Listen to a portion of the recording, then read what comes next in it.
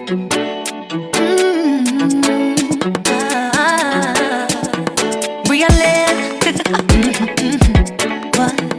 Nothing like coming home to this. Yeah. My sweet mango, mango. Hi guys, and welcome back to Not My Garden. I'm here in a beautiful private garden in Barbados, touring the most beautiful collection of orchids and tropical plants I've ever seen. I love her layout. The gardener, Anne, is an artist, so of course it looks like art. It is absolutely stunning. So let's get into it. Let's see what we have. So Anne has such an amazing collection of plants. They're all so healthy. They all look amazing, and there's such a diverse arrangement. Like, we have orchids, we have full sun plants, we have house plants, we have succulents and cacti. She really does it all, and she does it very, very well. And she has not been doing this for as long as you might think.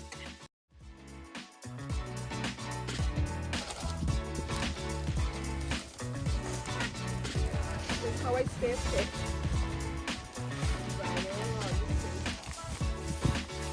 This is one of my favorite things. It is so unique. It's a bird bath that has become a succulent garden. I am absolutely gonna do this. Look at that. So cool. I'm not even a succulent girl. And what she did was she bored some holes at the bottom. I can't see them, but she put holes in the bottom. Anita. Hello. Good afternoon. Thanks for having us. No problem.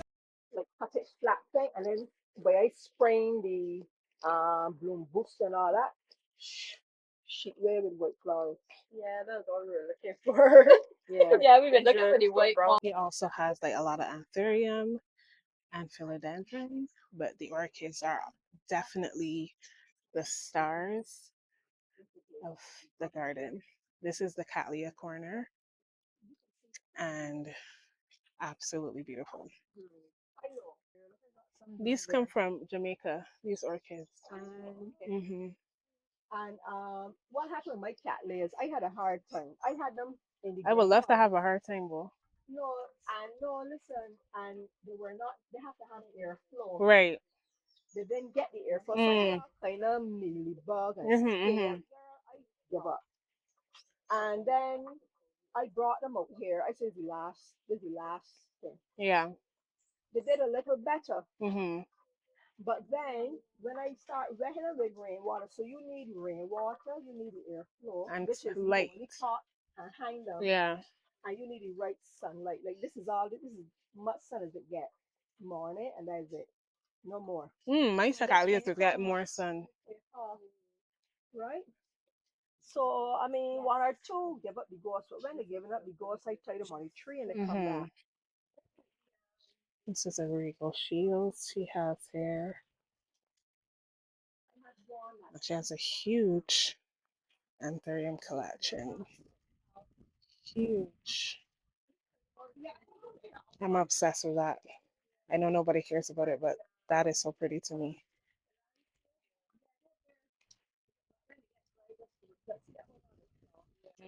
Yes. Because you see when you in the commercial, them just be sticking them. They stick them up. This is a White House. Absolutely stunning. This is where she grows a lot of philodendron, some vandas. Oh, you mean that? It's a teeny weeny. Why? How did you start in gardening? How did you get into it? My grandmother had a garden, big garden, and we had to wet. And she would sit with the window. You missed the spot. No, you're not children. Yes. No. You gotta wet the. Yeah, the root. You gotta get into the soil. And then home, my mother had a little thing in the front. And then home, we always had, but I really got into it. It was a gradual thing, and I think. I don't know how you just wake up and you're in it, and then COVID, I was teaching. COVID really right? made it. But we used to buy the orchids, but I didn't know how to look after them. I used to buy from Sophie. Remember Sophie there, by the Sophie, she married to Hoyas. He's Okay. dead now. There, the top there, those little apartments there by Border Holly around the boat. Okay. I think that's the brother-in-law. But she had a little plant place next door. Mm-hmm. She used to bring in these orchids, vandas. Mm-hmm. They were big. Oh my gosh. They were mature. They were little nothing. Yeah. And she also brought in cattleyas. Listen, big. My two weaknesses. I know. Yeah. But I didn't know. I remember having a big cattleya and putting it in a big pot and putting the orchid bar and watching this thing slowly die. Oh shoot. Because what was happening, and I had it in the greenhouse, what was happening, The it bark really was should have had, disintegrating. it rot. It really should have had stone, and I should have given it more air. But I didn't know about this airflow and all. I didn't know. So then, when the BHS used to have the shows, I used to go. You know, I go early. I want early. Yeah. And then I went by I would buy orchids, and then I didn't know. And then I said, let me join. So that was 2019. That was just before the COVID. So Really? I joined. Okay.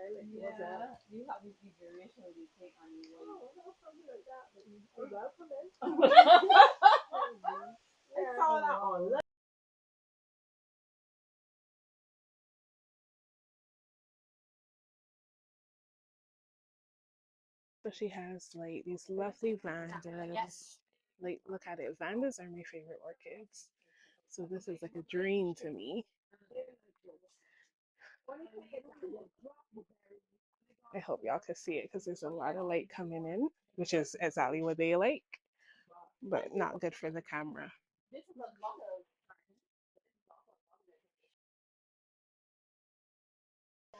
She's growing her philodendron in these bigger pots, much bigger than what I grow in. And some of them are clay, some of them are plastic. Actually, all of the philodendron are in plastic. And she uses these. I don't find that this is helping any. They're just in really good mix and in a really good setup. Once you set up your plants well, it's very easy to grow them. But if you give them terrible conditions, bad environment, it's harder to get them to be big and happy. She has a McDowell here. Actually, this is a Pastazanum, not a McDowell, because it doesn't have the red, it's just green. So this is a pasta. Her billy is big and beautiful. This is one of the easier philodendron to grow. I've never had issues with mine. So beautiful. And even the alocasias are huge.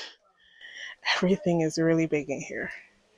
She says that she fertilizes with the orchid fertilizer on everything. She doesn't use anything other than that. And 2020, which is a very balanced fertilizer. I'm going to be talking about fertilizers in my next video. So look up for that. Getting big if I put it here. I want it to bear. I bought it from somebody at the Also has a lot of falls. Beautiful. So this is the dendrobium area. She has dendrobiums all the way down. Beautiful. This orange is so spectacular. Look at that. I'm so sorry if this recording is a little like all over the place, but I felt like a kid in a candy store and it was very hard to focus on one thing because she really does have it all. It's so beautifully laid out, it's so well organized. That's something that I can't relate to. You know, I'm more on the type B side of the scale, but I really admire and enjoy seeing her things so beautifully laid out and how many different things she has and how they all have found their correct space for growing according to her light, according to her care. It's really impressive.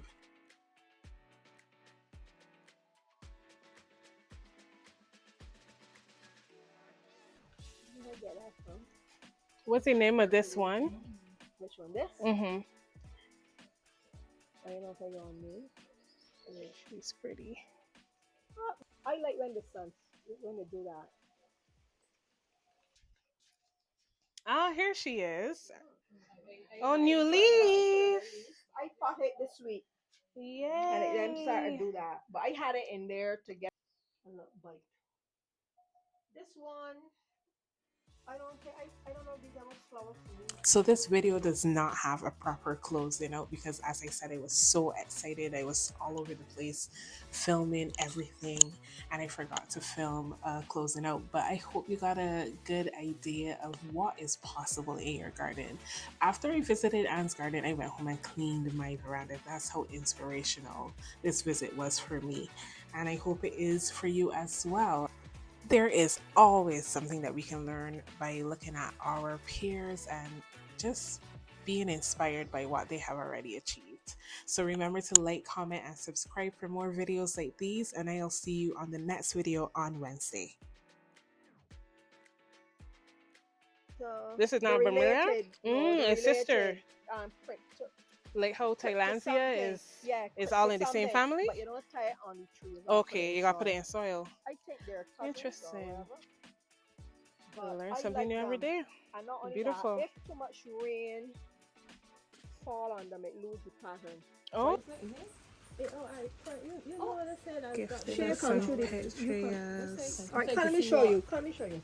What? Look at our gifts. Yay, so sweet. This is y'all's reminder to bring Anne a plant. Yes. Yes. Cheers. Cheers.